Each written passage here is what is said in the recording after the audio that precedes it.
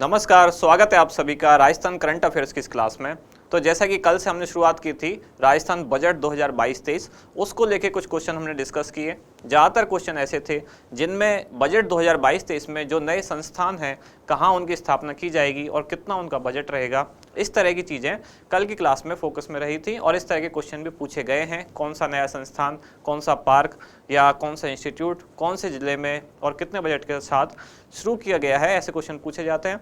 कल की क्लास में वो हमने पढ़ा। आज हमें जो क्लास का फोकस है वो रहेगा बजट 2022-23 के बजट भाषण में क्या क्या नई योजनाएं घोषित की गई या पुरानी जो योजनाएं चली आ रही हैं उनमें क्या नए प्रावधान किए गए, योजना के क्षेत्र का विकास किया गया या फिर उसके बजट का विस्तार किया गया या और उससे जुड़े जो प्रावधान हैं उनको मेनली ध्यान में रखते हुए आज की क्लास शुरू करेंगे। शुरुआत करते हैं आज के क्वेश्चन के साथ। पहला क्वेश्चन क्या है? इंदिरा गांधी मातृत्व पोषण योजना संपूर्ण राजस्थान में किस तिथि से लागू की गई? यहाँ ध्यान देने वाली बात यह है कि यहाँ संपूर्ण राजस्थान एक चीज़ पूछी गई है। ऐसी चीज़ जब भी आए क्वेश्चन में तो थोड़ा सा आपको ध्यान से पढ़ना चाहिए। इसका मतलब ये है कि राजस्थान के पहले ही कुछ क्षेत्रों में शुरू की गई होगी और संपूर्ण राजस्थान में उसके बाद शुरू की गई होगी, तभी यहाँ क्वेश्चन में संपूर्ण शब्द लगाया गया है। तो संपूर्ण राजस्थान से पहले ये राजस्थान के 5 जिलों में शुरू की गई थी और वो 5 जिले कौन से हैं? दक्षिणी राजस्थान के जिले कौन से? बांसवाड़ा, प्रतापगढ़, डूंगरपुर, उदयपुर और पांचवा बारां। तो योजना जब शुरू की गई थी तब ये राजस्थान के इन 5 जिलों में शुरू की गई थी और इसके बाद जब ये संपूर्ण राजस्थान में लागू की गई, संपूर्ण राजस्थान में जो शुरू की गई, इसकी घोषणा की गई थी कब? बजट 2022-23। कब आया 2022-23 का बजट? तो ये आया 23 फरवरी। तो 23 फरवरी 2022-23 के बजट में घोषणा की गई थी कि ये योजना संपूर्ण राजस्थान में लागू कर दी जाएगी, लेकिन ऐसा तो कोई अपना ऑप्शन है ही नहीं 23 फरवरी वाला। तो दरअसल इस दिन घोषणा की गई थी और ये संपूर्ण राजस्थान में प्रारंभ कब से हुई है? तो वो है 1 अप्रैल 2022। यही हमारा आंसर है, 1 अप्रैल 2022। इस दिन से इंदिरा गांधी मातृत्व पोषण योजना संपूर्ण राजस्थान में लागू कर दी गई। तो सवाल उठता है इन 5 जिलों में कब शुरू हुई? और अगर सिंपली केवल इतना पूछा जाए इंदिरा गांधी मातृत्व पोषण योजना कब शुरू हुई तो उसका उत्तर क्या होगा? 19 नवंबर 2020। इस दिन ये इन 5 जिलों के साथ शुरू की गई 19 नवंबर 2020 को और इसकी तब घोषणा की गई थी कौन से बजट में? बजट 2020-21। इस बजट में योजना की घोषणा की गई थी। शुरुआत हुई थी 19 नवंबर 2020 को इन 5 जिलों के साथ और पूरे राजस्थान में लागू की गई है कब?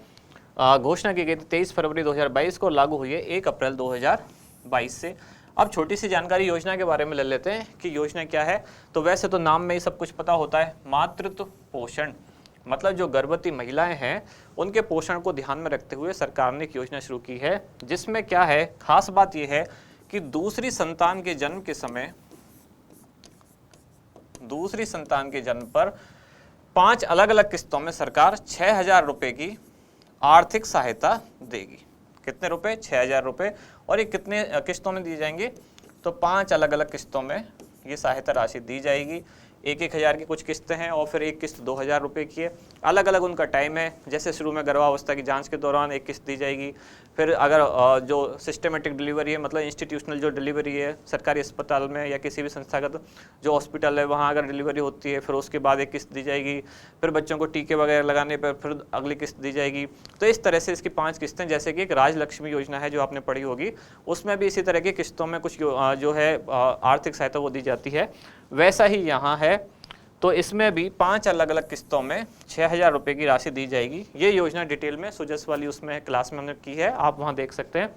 अब चलते हैं आगे अगले क्वेश्चन की तरफ। एक खास बात और इसमें रह गई, कौन से विभाग द्वारा संचालित की जाती है? तो विभाग का नाम है महिला एवं बाल विकास। महिला एवं बाल विकास विभाग राजस्थान सरकार का जो है, इसके साथ साथ चिकित्सा एवं स्वास्थ्य विभाग उनकी सुविधाएं भी लेते हुए ये सरकार, क्योंकि सीधी सी बात है जो गर्भवती महिला हैं तो चिकित्सा विभाग उसके साथ अपने आप इन्वॉल्व हो गई।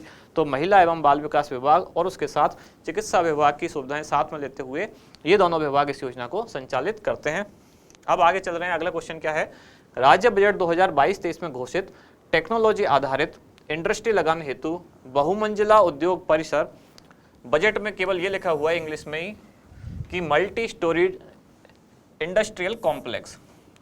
बजट का जो हिंदी ट्रांसलेशन है उसमें भी ये इंग्लिश में ही लिखा हुआ है कि मल्टी स्टोरीड इंडस्ट्रियल कॉम्प्लेक्स का निर्माण कहाँ किया जाना प्रस्तावित है। तो कहाँ, ऑप्शन आपके हैं सलारपुर ग्रेटर भिवाड़ी, बोरानाड़ा जोधपुर, पचपदरा बाड़मेर, और डी ऑप्शन है ए तथा बी दोनों, यानी कि सलारपुर और बोरानाड़ा। क्या होगा इसका उत्तर? इसका आंसर है डी, यानी कि ए और बी दोनों, इन दोनों में सरकार द्वारा एक ऐसा कॉम्प्लेक्स बनाया जा रहा है। जैसी एक बात हमने कल भी की थी, कौन सी, प्लग एंड प्ले, ऐसी फैसिलिटी जहां उपलब्ध हो, मतलब ऐसे परिसर बनाए जाएं उद्योगों के जहां केवल उद्योगपति आएँ या जो भी अपना उद्योग शुरू करना चाह रहे हैं वो सीधे आएँ, उनको सारी सुविधाएं वहाँ मिलेंगी और आते ही अपना उद्योग स्टार्ट करें। और इसमें कौन कौन सी चीज़ें, जैसे आईटी मतलब इंफॉर्मेशन टेक्नोलॉजी से संबंधित, या रेडीमेड गारमेंट जो है, रेडीमेड कपड़े जिसको बोलते हैं आप सामान्यतः, तो रेडीमेड गारमेंट्स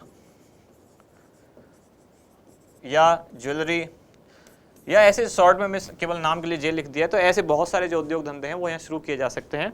इसके लिए सरकार ने इन दोनों जगहों पर कितने 250 करोड़ रुपए के साथ, 250 करोड़ ईच, मतलब दोनों के लिए 250 करोड़ रुपए और 250 ही इसके लिए, ऐसा कॉम्प्लेक्स बनाने का प्रस्ताव है इस बजट में, मतलब कि 2022-23 वाले में। तो ये दोनों नाम आपको याद रखने हैं कहाँ ये बनाया जाएगा। अब चलते हैं आगे अगले क्वेश्चन की तरफ। राज्य बजट 2022-23 में घोषित संस्थान जो कि संबंधित स्थान के साथ सुमेलित नहीं है। कल भी हमने कुछ ऐसे स्थान और उनका जो संस्थान है वो कौन सा है, एक क्वेश्चन हमने कल भी पढ़ा था, तो आज भी एक क्वेश्चन ऐसा है जो आपको पहचानना है कौन सा सुमेलित नहीं है। फर्स्ट ऑप्शन है जयपुर में बाबा आमटे दिव्यांग विश्वविद्यालय, जोधपुर में जनजाति आवासीय विद्यालय, बांसवाड़ा में वैदिक गुरुकुल और अजमेर में ई वेस्ट रिसाइकल पार्क। तो बहुत आसान है, ये हमने कल भी पढ़ा था कि ई वेस्ट रिसाइकल पार्क जो है ये कहाँ बनाया जा रहा है, ये बनाया जा रहा है जयपुर में।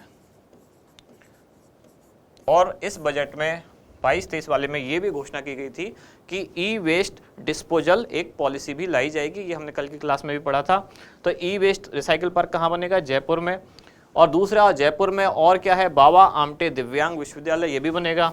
जोधपुर में जनजातीय आवासीय विद्यालय बनेगा और बांसवाड़ा में वैदिक गुरुकुल। और ये वैदिक गुरुकुल कौन से विश्वविद्यालय के अंदर है, तो वो है गोविंद गुरु। बांसवाड़ा से संबंधित है गोविंद गुरु विश्वविद्यालय, उसी में अंदर बनेगा वैदिक गुरुकुल, जिसका बजट कितना है, 10 करोड़ रुपए। एक खास बात, पिछले कुछ दिन से अगर आप न्यूज़पेपर पढ़ रहे हो तो आप देख रहे होगे कि बांसवाड़ा लगातार चर्चा में है। और चर्चा में रहने का कारण क्या है, बांसवाड़ा में एक जगह है, कौन सी, मानगढ़। तो मानगढ़, जिसको मानगढ़ धाम भी कहते हैं, ये चर्चा में है। चर्चा में क्यों है, क्योंकि प्रधानमंत्री का दौरा हुआ वहाँ, प्रधानमंत्री के साथ मुख्यमंत्री भी थे राजस्थान के, इन दोनों का दौरा हुआ। तो ऐसी जगह जब चर्चा में रहती हैं तो एक स्मार्ट स्टडी का तरीका यह है कि उससे संबंधित आसपास की चीज़ें आपको पढ़ लेनी चाहिए। यानी कि राजस्थान के इतिहास में मानगढ़ धाम क्यों प्रसिद्ध है, ये सारी चीज़ें भी आपको पढ़ लेनी चाहिए। जैसे हमारे क्वेश्चन से ये संबंधित नहीं है लेकिन फिर भी आपके काम की चीज़ें, जैसे मानगढ़ धाम किस लिए प्रसिद्ध है, यहाँ क्या हुआ था, एक खास घटना हुई थी कब, 17 नवंबर, अभी महीना भी नवंबर ही चल रहा है, 17 नवंबर 1913। इस दिन अंग्रेजों ने यहाँ घेर कर यहाँ के जो आदिवासी थे गोविंद गुरु के नेतृत्व में जो आंदोलन कर रहे थे उन पर गोलियां चलवा दी थी। इसको जलियांवाला बाग से भी बड़ा एक तरह से कांड कहा जाता है, बहुत सारे लोग यहाँ मारे गए थे। गोली चलाने की जो प्लानिंग थी, मतलब इस पूरी योजना की किसने बनाई थी, वो था मेजर बैली। और गोली चलाने का आदेश किसने दिया था, तो वो था JP स्टॉकले। ये आप वैसे तो इतिहास में पढ़ेंगे, लेकिन ये एक वो तरीका है कि कहने को, अगर मान लो मानगढ़ धाम से इस बार कोई क्वेश्चन आता है तो आपको लगेगा वो क्वेश्चन इतिहास का है, पर वो दरअसल इतिहास का नहीं, वो एक तरह से करंट अफेयर्स का ही है। क्योंकि लगातार मानगढ़ धाम चर्चा में है तो इसके आसपास की चीज़ें आप जरूर पढ़ लें। जैसे आसपास की चीज़ों से मतलब कि ये क्यों प्रसिद्ध है, क्या यहाँ से संबंधित इतिहास का कौन सा मैटर है जो संबंधित है। अब जैसे जब गोविंद गुरु आप पढ़ोगे तो गोविंद गुरु के साथ इन्होंने ये चीज़ भी याद रख लें, कौन सी एक सभा की स्थापना की थी, कौन से आंदोलन से संबंधित है। तो क्या है इनकी सभा, संप सभा की इन्होंने स्थापना की थी। कब की थी? तो 1883 में। कौन सा आंदोलन चलाया इन्होंने? तो भगत आंदोलन। साथ ही जो संप सभा है इसकी स्थापना कहाँ की गई थी? तो राजस्थान के सिरोही जिले में संप सभा की स्थापना हुई। ऐसे ही यहाँ की हमने चीज़ें पढ़ ली कि 17 नवंबर 1913 को यहाँ गोलियाँ चलवा दी गई। प्लानिंग की थी बैली ने, गोलियाँ चलवाई थी स्टॉक लेने। इसके अलावा एक खास चीज़ जो बचती है जो करंट अफेयर्स के हिसाब से इंपॉर्टेंट है वो क्या है कि इस पूरे घटनाक्रम पर एक उपन्यास लिखा गया। और उपन्यास किसने लिखा? एक भूतपूर्व IPS ऑफिसर हैं जिनका नाम है हरिराम मीणा। जो लोग न्यूज़पेपर पढ़ रहे होंगे उनको ये सारी चीज़ें दिख रही होंगी, आजकल न्यूज़पेपर में आ रहा है। तो ये भूतपूर्व IPS हैं हरिराम मीणा। इन्होंने इस पूरे घटनाक्रम पे एक किताब लिखी, उपन्यास लिखा, जिसका नाम था क्या? धूणी तपे तीर। हो सकता है किताबों के नाम भी पूछे जाते हैं तो हो सकता है पूछ लिया जाए क्योंकि मानगढ़ धाम चर्चा में है। धूणी तपे तीर नाम से पुस्तक लिखी थी और इस उपन्यास पर किसने एक फिल्म भी बनाई? तो उनका नाम है अनुराग शर्मा। अनुराग शर्मा ने इस पूरे घटनाक्रम पर एक फिल्म बनाई, डॉक्यूमेंट्री फिल्म बनाई, और उस डॉक्यूमेंट्री फिल्म का नाम क्या था? जंगल में जलियांवाला। इस पर एक फिल्म बनी, अनुराग शर्मा द्वारा बनाई गई, जंगल में जलियांवाला फिल्म बनी। और इस फिल्म को 2011 में जयपुर इंटरनेशनल फिल्म फेस्टिवल, जिसको हम क्या कहते हैं, जिफ 2011, जिफ में अवार्ड भी मिला। तो बात क्लियर, हमारे केवल नाम आया था बांसवाड़ा और इसलिए बांसवाड़ा से संबंधित जो सारी चीज़ें वो हमने पढ़ ली। इतिहास में भी आपसे पूछे जा सकती हैं, लगातार चर्चा में है मानगढ़ धाम। आपको एक बार डिटेल में आज ये काम करना है कि मानगढ़ धाम के आसपास की जो चीज़ें हैं, ये जो संप सभा है या गोविंद गुरु हैं और इनके जो भगत आंदोलन है, इसकी डिटेल और भी आप पढ़ लें तो आपका ये चैप्टर कंप्लीट हो जाएगा। इससे क्वेश्चन आने की संभावना है। अगला प्रश्न क्या है? मुख्यमंत्री work from home job work योजना की घोषणा कब की गई? कौन से बजट में की गई? तो हमारे लिए तो ये सिंपल ही है क्योंकि हम 2022-23 का बजट पढ़ रहे हैं, तो इसलिए इसकी घोषणा भी कब की गई थी? बजट 2022-23 में। और ये योजना क्या है कि घर बैठे घर से जॉब कर सकें, वर्क फ्रॉम होम लिख ही रहा है, तो मतलब ये महिलाओं के लिए है। उनको ध्यान में रखते हुए मुख्यमंत्री ने घोषणा की कि घर बैठे उनको जॉब दी जा सके। और उद्देश्य क्या है कि आगामी एक साल में, अगले एक वर्ष में कितनी महिलाओं को? तो लगभग 20,000 महिलाओं को जॉब से जोड़ना या उनको जॉब देना सरकार का उद्देश्य है। और योजना का नाम क्या है? मुख्यमंत्री work from home job work योजना। जैसा मैंने कहा, आज की वीडियो में जो नई योजना आई है जिनकी घोषणा की गई है, 1 लाइनर या 2 लाइनर केवल उनके बारे में दिया गया है बजट में, केवल उनके नाम हम जरूर आज पढ़ेंगे। 7-8 ऐसी योजना आज हम पढ़ने वाले हैं, जिनमें से एक ये हो गई। पहली हो गई थी कौन सी? इंदिरा गांधी मातृत्व पोषण योजना। अब चलते हैं आगे अगले क्वेश्चन की तरफ। अगला प्रश्न क्या है? राज्य बजट 2022-23 के तहत प्रदेश में संचालित इंदिरा रसोइयों की संख्या बढ़ाकर कितनी कर दी गई है? तो ये भी एक योजना है, इंदिरा रसोई योजना। योजना पहले शुरू की गई थी लेकिन अब इसमें रसोइयों की संख्या बढ़ा दी गई है। तो कितनी कर दी गई है? क्या है इसका उत्तर? तो इसका आंसर है 1000। जब योजना शुरू की गई थी तो इनकी संख्या रखी गई थी कितनी? 358। और फिर बाद में इनकी संख्या और बढ़ा दी गई। कब? ये अभी बढ़ाई गई है, मतलब 18 सितंबर 2022 को अभी जोधपुर से घोषणा की गई थी कि 512 और रसोइयाँ खोली जाएंगी। तो 358 प्लस 512, तो कुल कितनी हो चुकी हैं अब तक? 870। अभी और कितनी खोली जानी बाकी हैं? 130। तो कुल कितनी हो जाएंगी? 1000। और यही घोषणा की गई थी कब? बजट 2022 में 1000 कुल रसोइयाँ हो जाएंगी। और सरकार का लक्ष्य है कि ये 1000 कब तक हम पालें? ये हम कंप्लीट कर लें कब तक? 19 नवंबर। 19 नवंबर कौन सा? 2022। ठीक है। और योजना की खास बातें तो ये हो गई। इस योजना में एक और चीज़ कि इसमें क्या दिया जाता है? तो 8 रुपये में थाली, मतलब 8 रुपये में पौष्टिक भोजन दिया जाता है। तो जो खरीदार है, मतलब जो खाएगा खाना, उसको 8 रुपये की थाली पड़ती है। लेकिन इसके पीछे सरकार का 17 रुपये का अनुदान होता है एक थाली पर।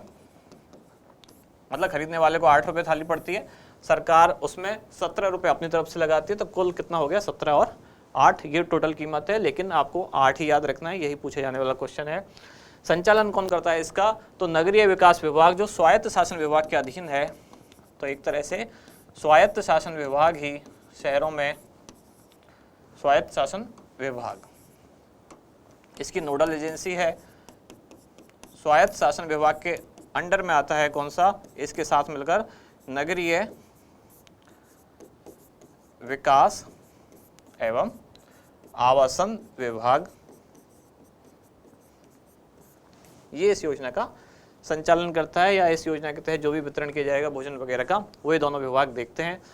तो ये उस खास बात हुई कि 19 नवंबर 2022 को 1000 तब तक रसोइयों की स्थापना की जानी बाकी है। अब चलते हैं आगे अगले क्वेश्चन की तरफ कि राजस्थान स्टेट एससी तथा ST development fund planning allocation and utilisation of financial resources bill कब पेश किया गया। तो ये नए बजट में पेश किया गया है। यहाँ भी ये इजी लग रहा है क्वेश्चन। तो कब पेश किया गया ये बजट, तो ये बिल तो ये पेश किया गया था बजट 2022-23 में। लेकिन इसके साथ साथ ये एससी एंड एसटी इन दोनों के लिए एक अलग अलग फंड और बनाया गया। एससी एंड एसटी फंड इनके डेवलपमेंट के लिए, मतलब विकास fund, SC and ST development fund विकास फंड बनाया गया। कब, ये 2021 में। और तब इनके लिए कितने कितने करोड़ रुपए का प्रावधान था, तो वो था एक के लिए 100 करोड़, मतलब एसटी फंड जो है 100 करोड़ वो, और एससी फंड जो है 100 करोड़ रुपए का फंड वो। कब, 2021 में। लेकिन अब 2022 के बजट में क्या किया गया, इस फंड की जो रकम है वो बढ़ा के कितनी कर दी गई है, तो अब 100 से कर दी गई है 500 दोनों के लिए। अब ये फंड एससी एसटी विकास के लिए 500 करोड़ रुपए कर दिए गए हैं। और इस 500 करोड़ का भी विभाजन किया गया है कि कैसे कैसे ये खर्च किया जाएगा। तो जो 200 करोड़ रुपए हैं वो खर्च किए जाएंगे रोजगार और कृषि। 150 करोड़ जो खर्च किए जाएंगे इसमें से 500, 150 और 150।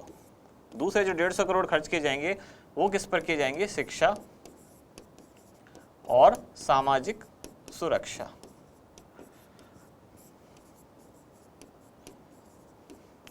और बाकी की जो बचे 150 करोड़ हैं वो किस पे की जाएंगी, वो है आधारभूत संरचना।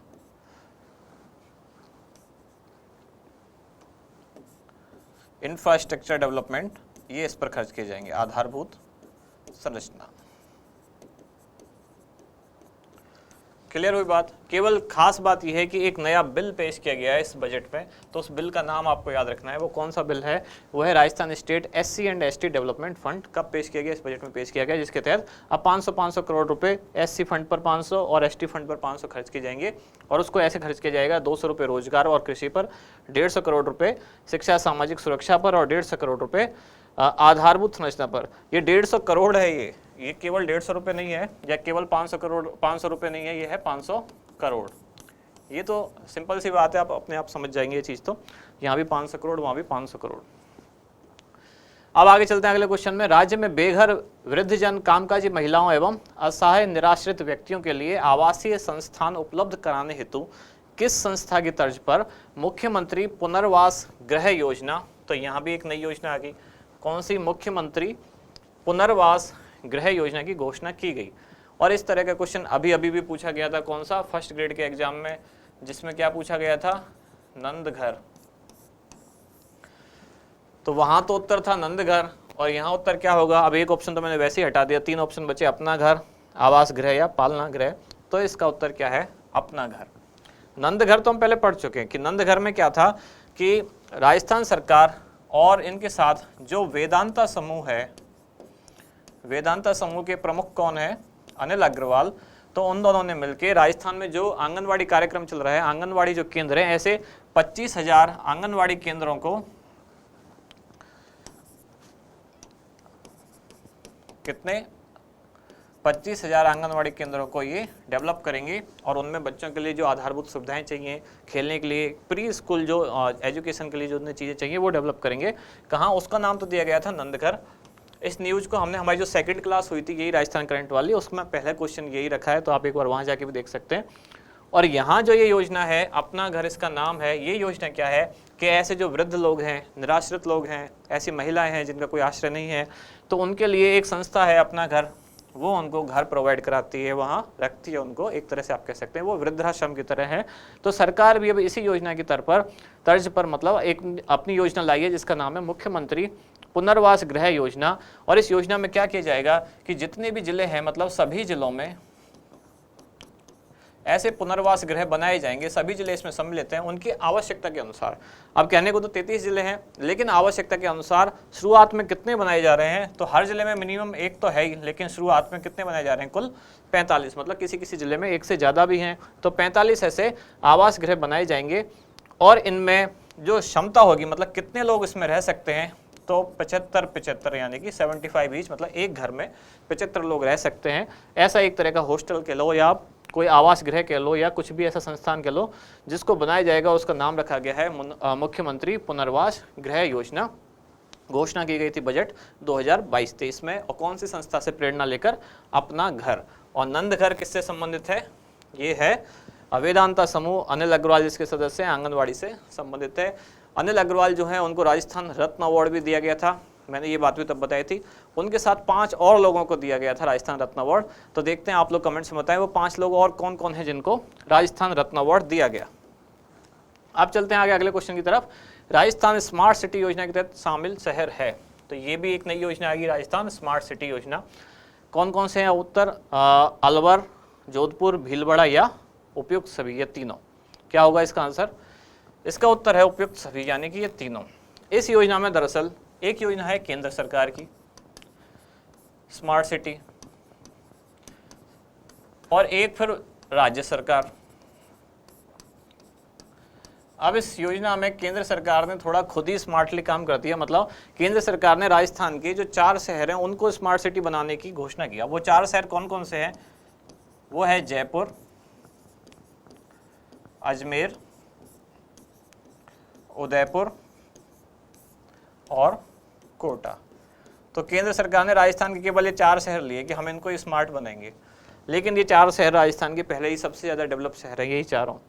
अब रह गए बाकी के शहर, तो राज्य सरकार ने उनमें से जो 3, ये चारों संभाग भी हैं, आपको पता होगा संभाग मुख्यालय है यहाँ पर। अब बाकी के जो राज्य सरकार के बचे 3 तो संभाग बचे, तो राज्य सरकार ने उन तीनों को भी शामिल कर लिया। कौन कौन बचे, जोधपुर, बीकानेर और भरतपुर। तो इन तीनों को जो संभाग है उन तीनों को राज्य सरकार ने शामिल किया, इन संभाग मुख्यालय को स्मार्ट सिटी बनाना। इनके अलावा और भी हैं, वो कौन कौन से हैं, वो हैं अलवर, भीलवाड़ा और चित्तौड़गढ़। तो इस तरह से कितने हो गए, 6 ये हो गए और 4 ये हो गए, 10 ये हो गए जो स्मार्ट सिटी हैं बनेंगे राजस्थान के। और इनकी घोषणा कब की गई, बजट 2022-23 में। अब चलते हैं अगले क्वेश्चन की तरफ।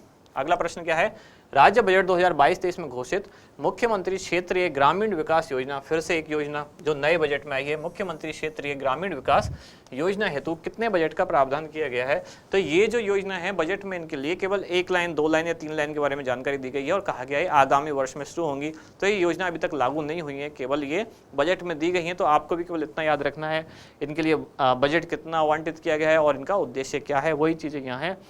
तो मुख्यमंत्री क्षेत्रीय ग्रामीण विकास योजना हेतु कितने बजट का प्रावधान किया गया है, 100 करोड़, 200 करोड़, 500 करोड़ या 1000 करोड़। तो पहले तो ये है क्या, मुख्यमंत्री क्षेत्रीय ग्रामीण विकास योजना, नाम से पता चल रहा है कि ग्रामीण क्षेत्रों का विकास करना। और कौन से ग्रामीण क्षेत्रों का, जो दुर्गम है, जहाँ पहुँचना कठिन है, जो दूरस्थ हैं, बहुत ज़्यादा दूर हैं, आबादी से दूर है, दुर्गम है, दूरस्थ हैं, ऐसे कोई क्षेत्र जहाँ दूर दराज के एरिया वहाँ पहुँचना कठिन है, उनके विकास के लिए सरकार द्वारा एक योजना लाई गई जिसका फंड है 100 करोड़ रुपए।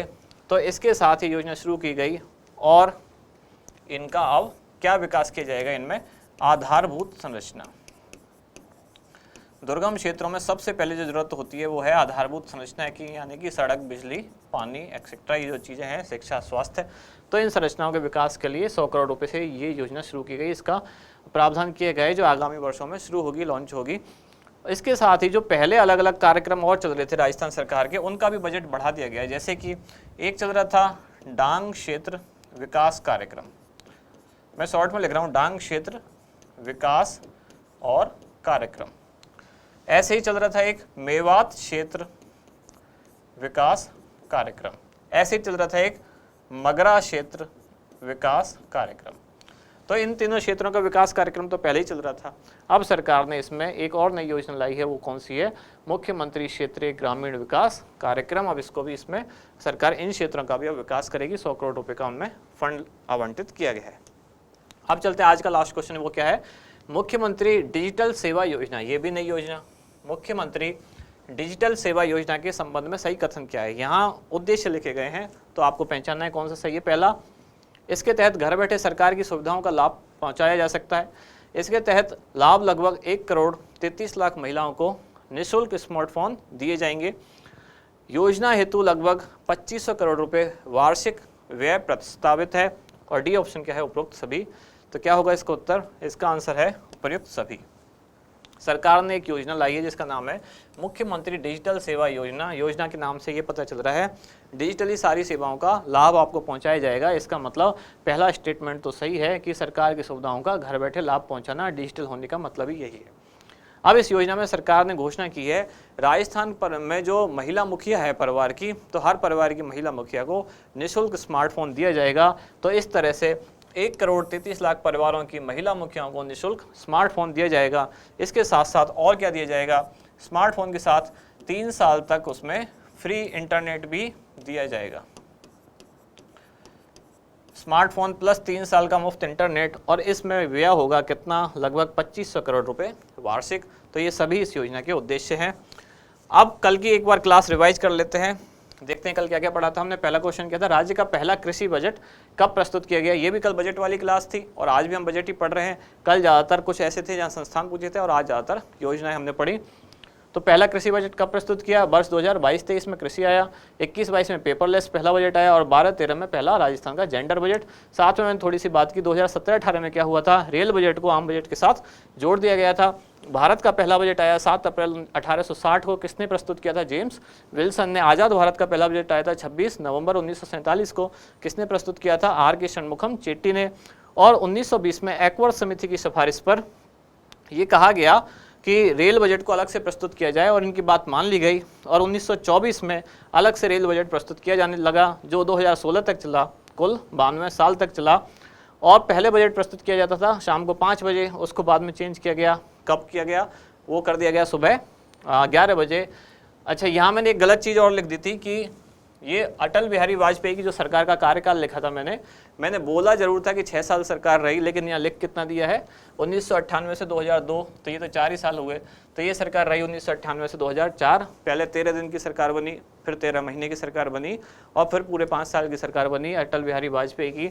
तो 1998 से 2004 तक सरकार रही। उस सरकार के दौरान जो वित्त मंत्री थे यशवंत सिन्हा, उन्होंने पहली बार 1999 में 11 बजे भारत का बजट प्रस्तुत किया और ये पुरानी जो परंपरा चली आ रही थी शाम को 5 बजे बजट पेश करने की, वो तोड़ी। अब चलते हैं आगे। मुख्यमंत्री चिरंजीवी दुर्घटना बीमा योजना में बीमित परिवार को दिए जाने वाले दुर्घटना बीमा कवर की राशि कितनी है? तो कल कमेंट्स में भी एक ने वापस पूछा था कि ये 5 लाख है कि 10 लाख है। मैंने पूरा क्वेश्चन इसी सेंस में पढ़ाया था कि दुर्घटना बीमा में राशि है 5 लाख और स्वास्थ्य बीमा में राशि है 10 लाख। तो 5 लाख रुपए भी 3 तरह से दिए जा सकते हैं। अगर मृत्यु हो जाती है व्यक्ति की दुर्घटना में तो उसके परिवारों को, आश्रित को 5 लाख रुपए। अगर 2 अंग क्षतिग्रस्त हुए हैं, दोनों हाथ, दोनों पैर या दोनों आंख, या एक हाथ और एक पैर, या एक आंख और एक हाथ, या एक पैर और एक आंख, तो 3 लाख रुपए। और अगर कोई एक अंग में क्षति होती है तो 1.5 लाख रुपए दिए जाते हैं। इस योजना के तहत जो पहला मामला जिनको पहली बार इसमें रिफंड किया, बीमित परिवार को जो प्रीमियम दिया गया, मतलब बीमा कवर जो दिया गया, वो कौन से परिवार को? तो जोधपुर का एक मामला है जिसमें डूबने के कारण मृत्यु हुई थी।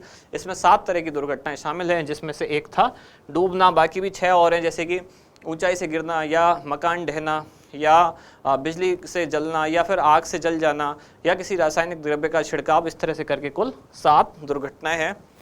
आगे मैंने यहाँ इसको तीनों को कंपैरेटिव भी पढ़ाया था, कौन कौन से? चिरंजीवी जीवन रक्षक, चिरंजीवी स्वास्थ्य बीमा योजना और चिरंजीवी दुर्घटना बीमा योजना। ये आपने कल अच्छे से पढ़ा होगा। अब आगे चलते हैं अगले क्वेश्चन की तरफ। इंदिरा गांधी शहरी रोजगार गारंटी योजना का क्रियान्वयन कौन से विभाग द्वारा किया जा रहा है? तो शहरी रोजगार गारंटी योजना का क्रियान्वयन किया जा रहा है स्वायत्त शासन विभाग द्वारा। इसके साथ ही जो स्थानीय निकाय विभाग है वो मिलकर काम करता है, और जो स्थानीय निकाय विभाग की नगर निकाय विभाग है, नगर निगम है, नगर परिषद है, वो इसके साथ मिलकर इस योजना का क्रियान्वयन किए जा रहे हैं। घोषणा की गई थी बजट 2022-23 में, जो 9 सितंबर 2022 से योजना शुरू हुई जयपुर की खानिया की बावड़ी से, जहाँ मुख्यमंत्री ने श्रमदान करके औपचारिक रूप से योजना की शुरुआत की थी। इस योजना के तहत 100 दिन का रोजगार दिया जाता है और रोजगार मांगने के 15 दिन में रोजगार देने की गारंटी है। इसी तरह की एक और योजना जो हमने पढ़ी थी नरेगा, जिसका नाम चेंज कर दिया गया मनरेगा, उसमें राजस्थान में अब रोजगार दिया जाता है 125 दिन का, और ये 25 दिन जो एक्स्ट्रा हैं इसकी घोषणा भी कब की गई थी, बजट 2022-23। इस योजना में मैंने एक और बात बताई थी कि 2 प्रकृति के यहाँ कार्य होंगे, एक है सामान्य प्रकृति के कार्य, एक विशेष तकनीकी प्रकृति के कार्य। तो सामान्य प्रकृति के कार्य में जो लागत है उसमें श्रम और सामग्री का अनुपात होगा 75:25, और विशेष तकनीकी के प्रकृति के कार्य में श्रम और सामग्री का अनुपात होगा 25:75। अब चलते हैं आगे अगले क्वेश्चन की तरफ। बजट 2022-23 में घोषित राजस्थान स्टेट स्पोर्ट्स इंस्टीट्यूट की स्थापना कहाँ की जाएगी? तो इस इंस्टीट्यूट की स्थापना की जाएगी जोधपुर में। टोंक में स्थापित किया जाएगा मल्टीपर्पज इंडोर स्टेडियम, भरतपुर में कुश्ती और कबड्डी स्टेडियम, और उदयपुर और जयपुर दोनों में एक बनाया जाएगा सिंथेटिक एथलेटिक ट्रैक। अब चलते हैं आगे अगला क्वेश्चन। राज्य बजट 2022-23 में प्रस्तावित स्टेट रोड सेफ्टी इंस्टीट्यूट की स्थापना कहाँ की जाएगी? तो कहाँ की जाएगी? ये जयपुर में Harishchandra Mathur Rajasthan state institute of public administration में स्थापित किया जाएगा। तारानगर चूरू में आयुर्वेद कॉलेज बनाया जाएगा और आयुर्वेद नर्सिंग कॉलेज की स्थापना की जाएगी भरतपुर में। ये सारी बजट घोषणाएं हैं, इसलिए यहाँ लिखी गई हैं। और इसके तहत एक और चीज़ लाई गई जाएगी, वो क्या है? रोड सेफ्टी एक्ट, ये भी बजट में दी गई है, और राजस्थान पब्लिक ट्रांसपोर्ट अथॉरिटी, इनकी स्थापना की जाएगी। अगला क्वेश्चन क्या है? राज्य बजट 2022-23 में घोषित संस्थान तथा संबंधित स्थान के संबंध में निम्नलिखित में से कौन सा एक विकल्प सम्मिलित नहीं है? ऐसा ही क्वेश्चन आज की क्लास में भी था, शुरू में कल भी हमने ये पढ़ा था। तो कौन सा सम्मिलित नहीं था? Udaipur centre of excellence for apiculture, ये कहाँ पर है एपीकल्चर सेंटर? ये बनाया जाएगा भरतपुर में। कल के क्वेश्चन में भी ये था, एक ऑप्शन था कि जयपुर में ई वेस्ट रिसाइकल पार्क बनाया जाएगा। पचपदरा बाड़मेर में क्या बनाएगा? PIR, जो कि 383 वर्ग किलोमीटर का एक क्षेत्र होगा, जहां जो इंडस्ट्री के लिए आवश्यक चीज़ें वो डेवलप की जाएंगी, रीको के सहयोग से ये बनाया जाएगा। साथ ही मैंने ये भी बताया कि ई वेस्ट डिस्पोजल पॉलिसी भी लाई जाएगी, और इसके लिए पार्क कहाँ बनाया जाएगा? जयपुर में। अगला क्वेश्चन क्या था? सड़क सुरक्षा के मद्देनजर रखते हुए निम्नलिखित में से कौन से मार्ग को पायलट प्रोजेक्ट के तहत दुर्घटना रहित सड़क के रूप में विकसित किया जाएगा? शाहजहांपुर से अजमेर, बरबलाड़ा से जोधपुर, सीकर से बीकानेर, तो सभी इसका आंसर था। ये जो NH-25 था, मैंने कहा था कि ये श्योर नहीं है, तो ये श्योर ही था, बाद में मैंने आपको बता दिया था। तो ये NH-48 और NH-448, NH-25 और NH-11 और NH-52, इन पर ही ये जो जगह है ये स्थित है। इनको सरकार ने घोषणा की है कि एक ऐसा यहाँ रोड बनाया जाए जिसमें दुर्घटना की संभावना कम से कम हो, या उसको कहा गया दुर्घटना की संभावना नगण्य हो। पैरा खिलाड़ियों हेतु आवासीय पैरा खेल अकादमी की स्थापना कहाँ की जाएगी? तो कहाँ की जाएगी? जयपुर और जोधपुर दोनों जगह 20-20 करोड़ रुपए के बजट के साथ स्थापना की जाएगी। साथ ही बजट में एक नई घोषणा की गई थी कि पैरालंपिक में अगर खिलाड़ी पदक लाते हैं तो उनको 25 बीघा जमीन सरकार कृषि वाली जो भूमि है वो देगी। इससे पहले जो ओलंपिक खिलाड़ी थे उनके लिए घोषणा पहले हो चुकी थी, अगर ओलंपिक में पदक लाते हैं तो उनके लिए 25 बीघा जमीन सरकार देगी। अब पैरालंपिक में भी पदक लाने वाले पैरा खिलाड़ियों को 25 बीघा जमीन सरकार द्वारा दी जाएगी। अगला क्वेश्चन था, राज्य बजट 2022-23 में घोषित W हब का उद्देश्य क्या है?